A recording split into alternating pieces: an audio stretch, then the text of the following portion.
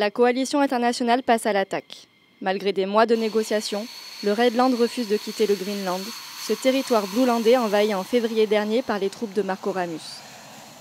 L'heure est désormais aux démonstrations de force. Alors que le Redland a accentué ses manœuvres navales dans le golfe de Gascogne, les forces aériennes françaises et leurs partenaires ont mené hier leur premier raid aérien.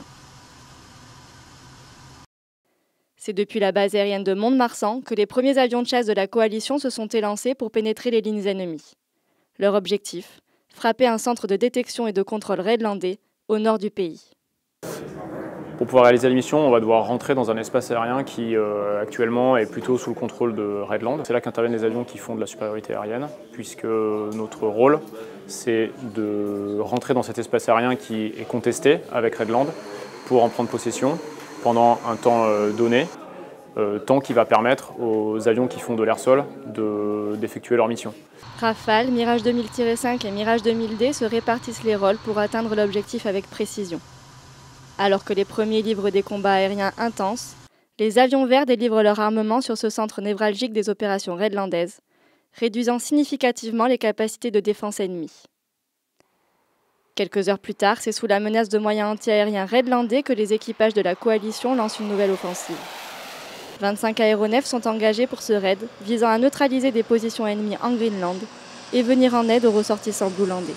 On a plusieurs objectifs à traiter, que ce soit d'abord du largage de munitions et de médicaments près du puits de Sancy, et ensuite des objectifs à traiter à la bombe d'une tonne du côté de Rodez, d'Aurillac et de Brive.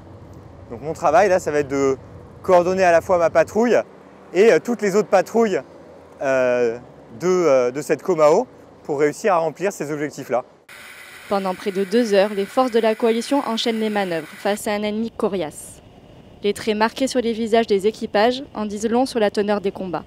C'était plus dur que prévu, puisque les systèmes, notamment les systèmes solaires contre lesquels on se bat, avaient bougé. Donc c'est quelque chose qui est anticipé, qui est prévu, et ça a été bien pris en compte pour les avions de transport qui ont réussi à larguer leur colis comme prévu. Par contre, pour nous, ça nous a obligés à changer notre axe d'attaque. On a eu beaucoup plus de mal à rentrer dans les lignes.